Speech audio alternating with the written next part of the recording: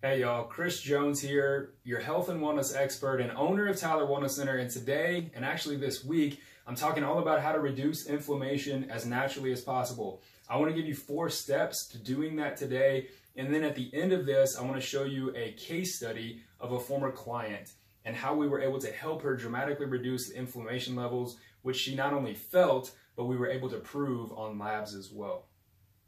Okay, so number 1, stop consuming junk. That's not just junk food and fast food and processed sugary foods, but it's also lotions, cosmetics, household cleaners. Guys, reduce the toxic load. If you are surrounded by all of this junk, you're causing more toxins and more inflammation in your body. Start reducing these. Take away the fast food. Reduce the processed sugary foods. Start using natural lotions and natural makeups for ladies. Use natural household cleaners, guys. They're just as effective. So by doing this, you're reducing the toxic load and reducing inflammation in your body. You will notice a difference. Okay. Number 2, if you're not having fast food, what are you eating? You should eat more of a paleo style diet. This is generally my best recommendation for people getting started, is to switch to more of a paleo style diet. So natural, healthy meats like turkey, fish, lamb, fresh game meats. These are all awesome sources of good protein and good healthy fats. Veggies, nuts, seeds, fruits, and even oils.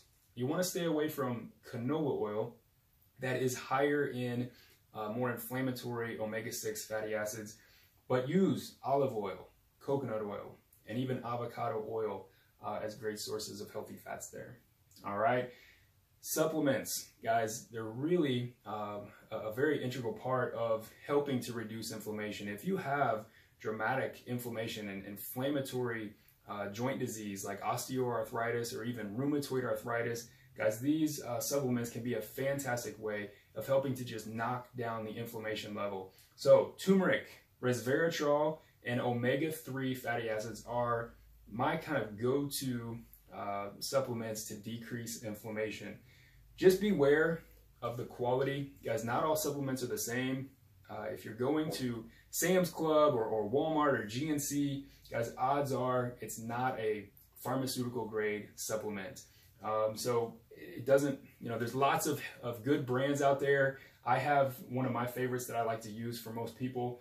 But another thing that's interesting is that these herbs like turmeric, for instance, sometimes they work better when there's a synergistic effect. So turmeric, for instance, works better and is more potent when it's consumed with black pepper.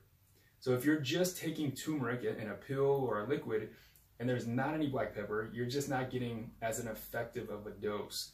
The supplements that I use, as the researchers have figured all this out, they put it in a nice, easy to consume liquid or pill, and you take it and you'll notice the benefits.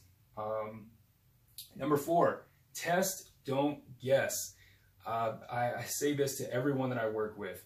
There's lots of guessing, lots of, you read an article, you read a blog post by your favorite natural health practitioner, and you go and you try whatever they recommend. So you're trying, you're researching, you're educating yourself, and that's all important, but sometimes it just comes down to testing and not guessing. So if you've tried everything, if you've tried multiple supplements and you've tried multiple diets, guys, then it's time to test and just figure it out. So there's really great advancements in testing lately. Not only food sensitivity testing, which tells us which foods cause more inflammation in your body, but also blood work, guys. But you typically don't get the comprehensive blood work from your yearly doctor's visit. That's something that I can order and run.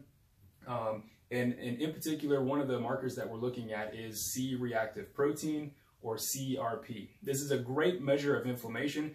In fact, one of my favorite podcasts, Dr. Rhonda Patrick, she's a PhD biologist. She talks about in one of her podcasts, the one factor or one marker that was tied to longevity the most was inflammation levels.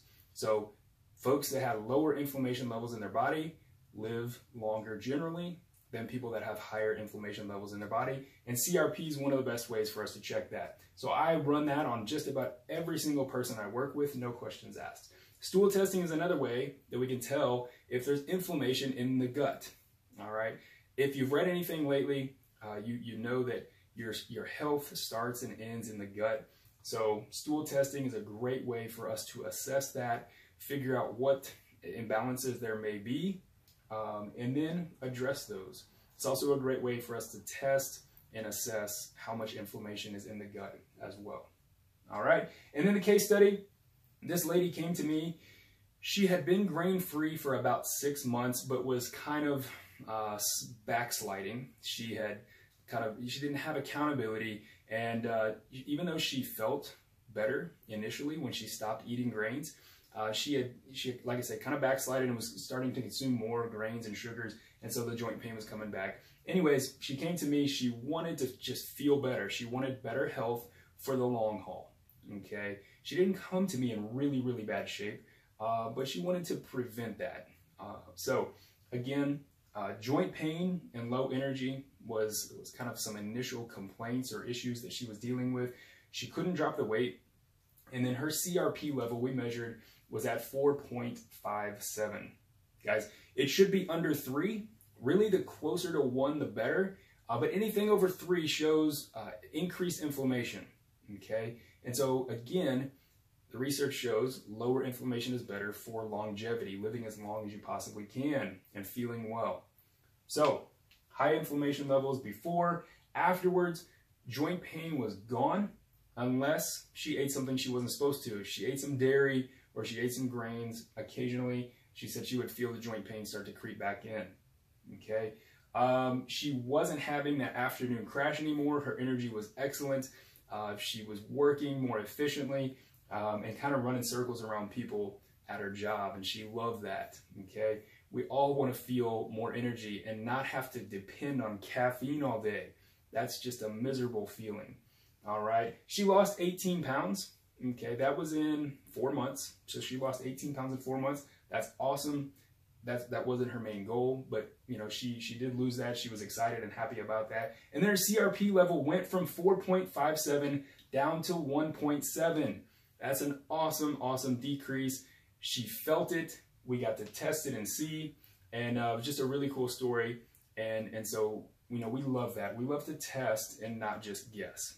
All right.